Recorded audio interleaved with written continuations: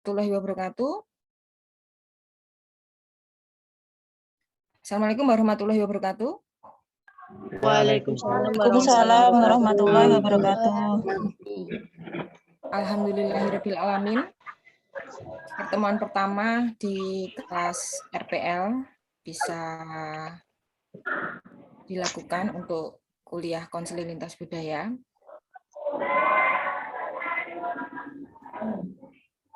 Sehat semua kabarnya hari ini? Sehat, Bu. Alhamdulillah sehat, Bu. Semangat semua ya. Semangat semua ya. Semangat.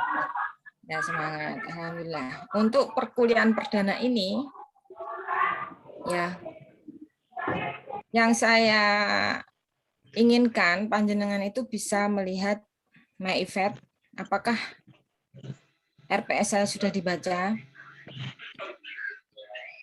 apakah kontrak perkuliahan sudah dibuka, adakah Buka yang sudah videonya, membuka? Bu. Oh, itu materinya ya. Iya. Materinya sudah dibuka ya. Udah. Awal pertemuan ini Bu Novi ingin menyampaikan tentang RPS ya, nanti RPS dan kontrak belajar. Tapi sebelumnya akan Bu Novi absen dulu. Siapa yang sudah hadir di sini? Yang pertama Mbak Ali Fitra ada? Ada, Bu. Ya, terus Pak Taufik. Pak Taufik ada?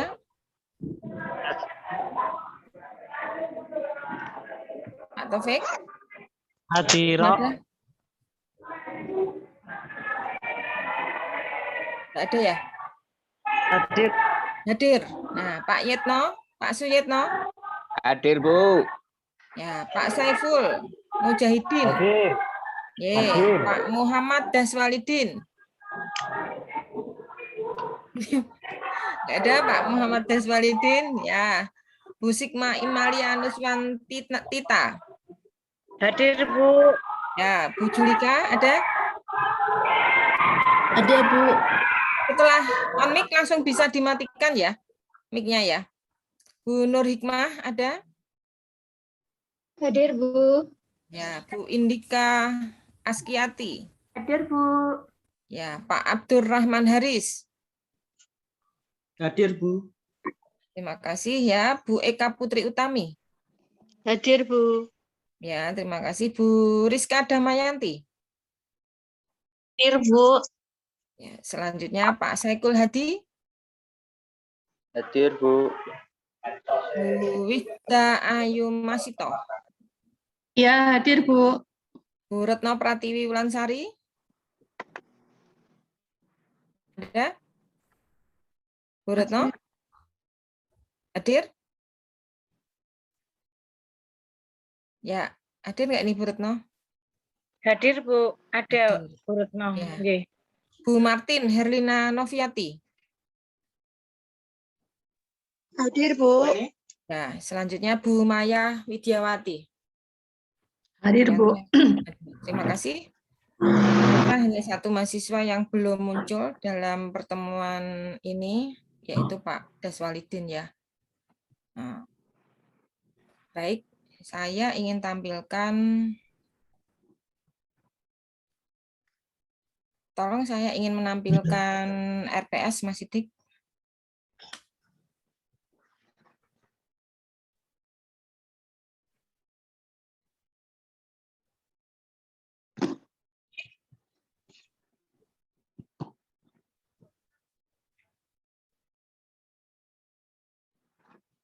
Bentar ya.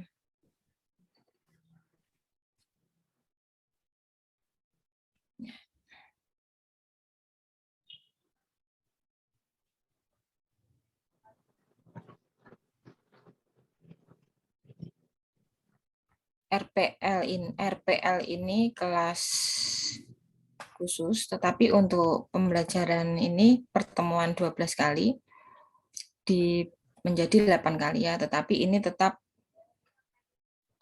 harus diperhatikan bahan kajiannya. Jadi nanti Bu Novi ada melalui LMS ketika memang tidak tatap muka. Ya, ada melalui LMS ketika tidak ada tatap muka, entah itu nanti saya beri materi untuk dibaca Terus nanti ada penugasan seperti itu, sehingga materi kajian yang ada dalam RPS ini, semua mahasiswa bisa memahaminya dengan baik. LMS-nya sudah saya beritahu caranya masuk, tapi kemarin sampai jam 4 sore itu yang masuk belum ada 10 mahasiswa. Sedangkan tadi dari hasil yang ada dalam absen itu sekitar 17 mahasiswa, 18 ya, seperti itu. Jadi nanti ketika ada teman yang belum bisa, kenapa ada apa, silahkan komtingnya bisa menyampaikan ke Bu Novi. Ya, nggak bisa loginnya karena apa. Jadi di sini CPMK dalam mata kuliah ini paling tidak nanti konsep dasar konseling lintas budaya, termasuk bagaimana komunikasinya dengan baik, kita memahami isunya, muatan budaya dalam konseling ya, bisa menguasai keterampilan konselingnya berwawasan, konseling yang berwawasan lintas budaya. Nanti akan diketahui apa itu konseling lintas budaya dan bagaimana kompetensi sebagai seorang konselor lintas budaya. Jadi di sini mata kuliah ini membahas konsep dasar konseling lintas budaya, muatan budaya dalam konseling, bias budaya dan konselor peka budaya, kompetensi konselor lintas budaya, komunikasi antar budaya, stereotip dan prasangka, kendala dalam konseling lintas budaya, model konseling lintas budaya, isu dalam konseling lintas budaya, dan yang terakhir keterampilan konseling yang berwawasan lintas budaya. Di setiap pertemuan bisa dilihat nanti Bu Novi mau mengajar apa untuk di pertemuan pertama, pertemuan kedua, sampai selanjutnya. Sampai di pertemuan ke-16 yaitu UAS. Tetapi karena RPL ada perkuliahan yang juga asinkronus ya lewat LMS itu. Dan ingat di sini saya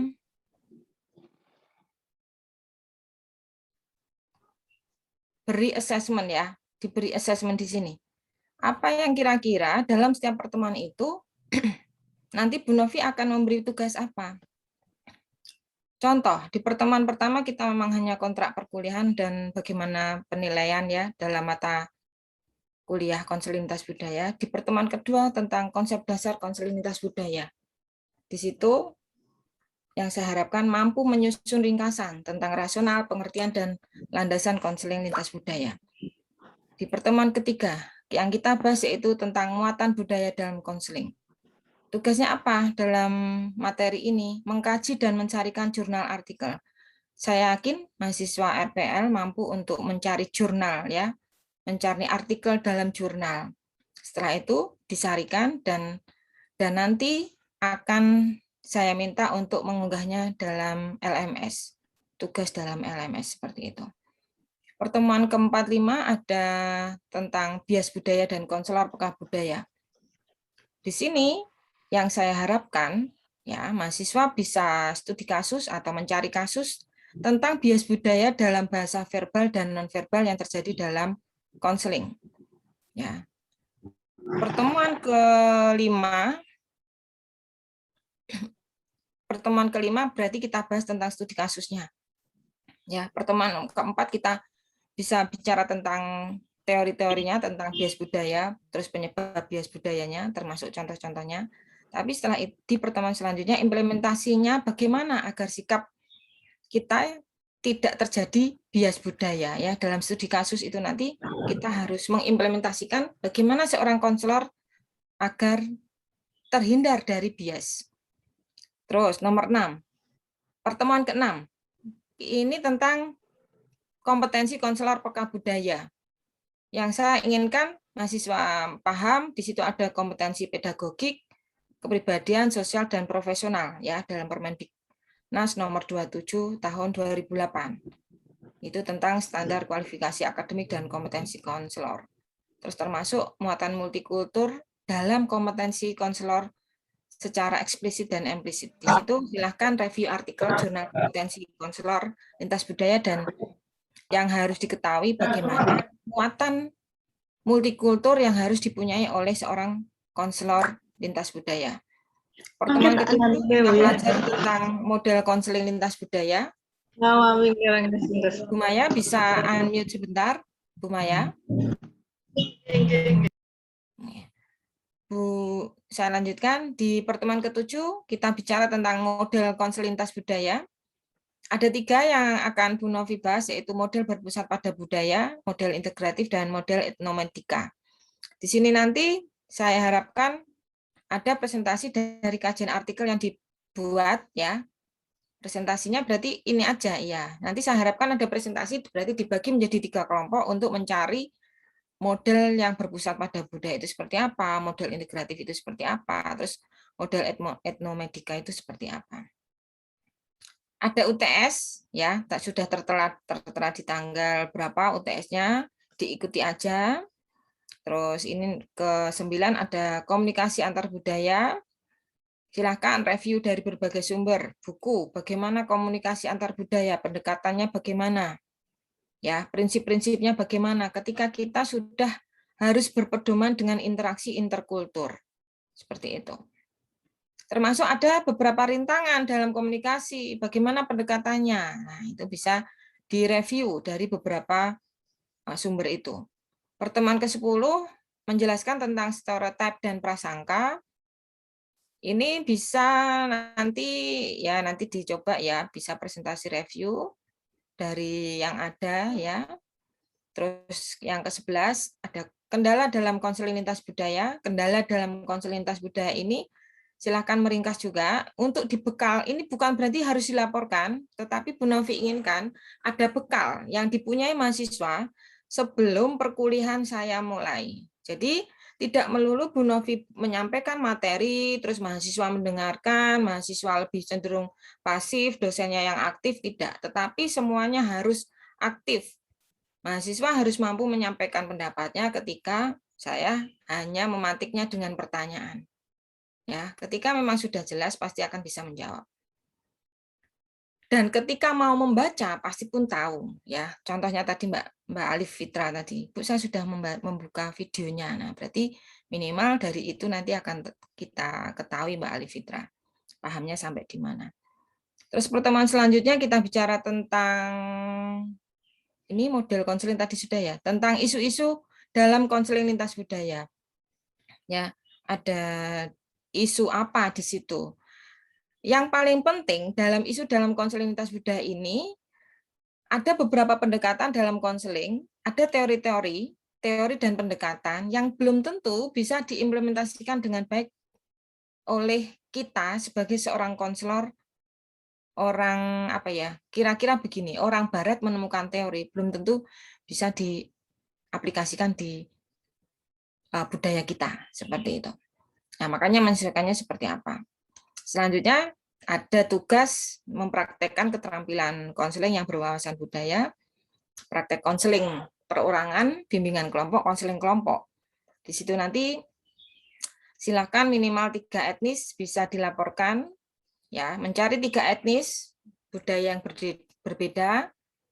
Pelaporannya apa? Pelaporannya ketika sudah melakukan layanan konseling perorangan, layanan konseling kelompok, atau bimbingan kelompok. Jadi kalau saya sukanya bimbingan kelompok, saya nggak menggunakan konseling kelompok, boleh Bu Novi, boleh. Atau sesuai dengan kebutuhan yang terjadi saat ada di lapangan. Dan di situ minimal 3 etnis, Jawa, Tionghoa, Arab mungkin, atau mungkin dari suku Sunda, Jawa, terus Minangkabau atau bagaimana, silakan. Ini tugasnya bisa berkelompok, tetapi laporan sendiri-sendiri, ya. Tugasnya bisa berkelompok, tetapi melaporkannya sendiri-sendiri. Dari RPS ini, ada yang mau ditanyakan?